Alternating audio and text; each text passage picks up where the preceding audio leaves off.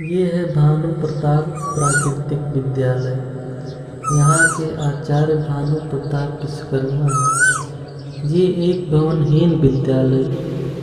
यहाँ पे ये बच्चों को पशु पक्षियों, पेड़ पौधों, नैतिक मूल्यों इत्यादि के बारे में बताते हैं और एक से बढ़कर एक कहानी, रोचक एवं मज़ेदार कहानियाँ भी सुनाते हैं, जिससे बच्चों का सर्वांगीण विकास होता है।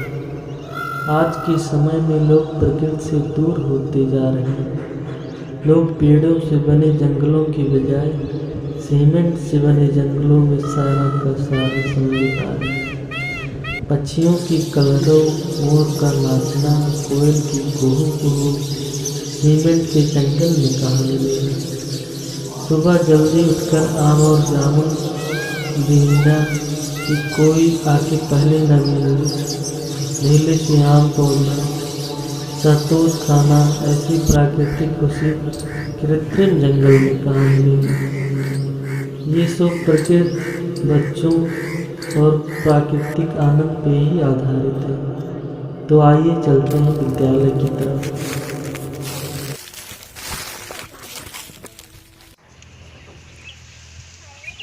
सभी बच्चे मेरे पास आओ।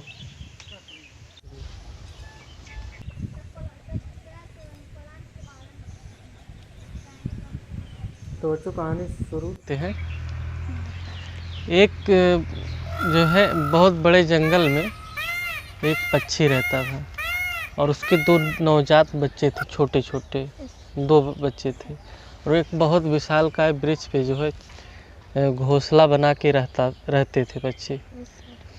तो एक बार की बात है कि बहुत भारी तूफान आया, बिजली चमक रही थी, बारिश हो रही थी, हवा भी तेज़ थी। तो वो जो है बहुत सारे पेड़ जो है गिर जा रहे थे और उसमें वो पेड़ भी गिर गया जिस पे वो घोंसला बना के रहता था पक्षी। ठीक है।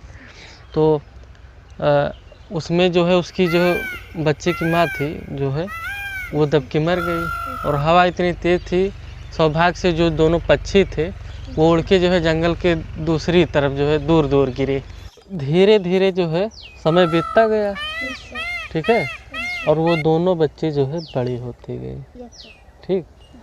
और एक जो है कहाँ गिरा था, एक डाकू के जो है गुफा के पास गिरा था और दूसरा पक्षी एक ऋषि के आश्रम पे।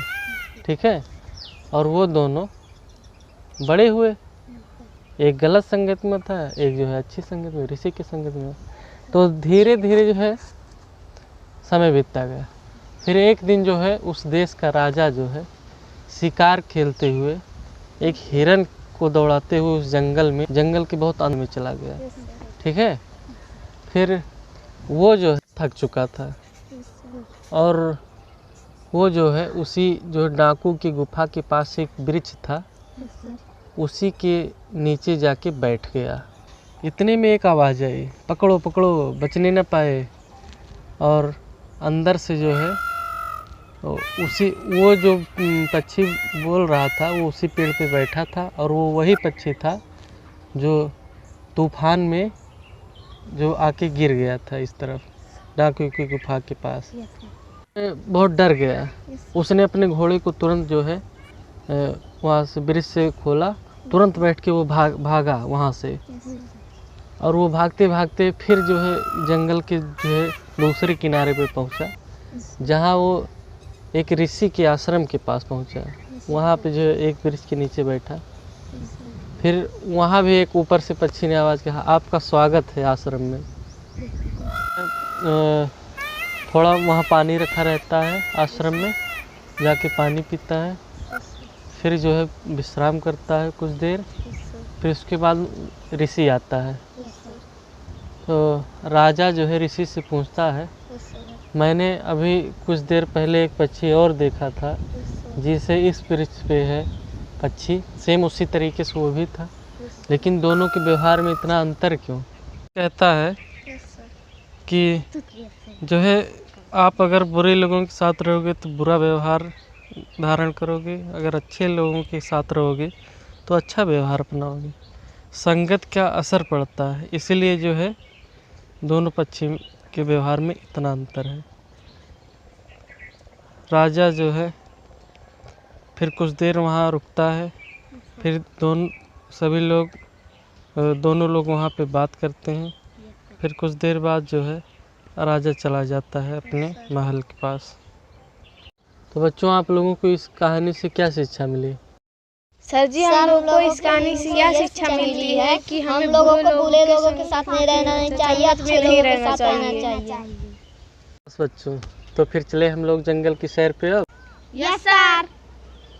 चलो फिर चलते हैं।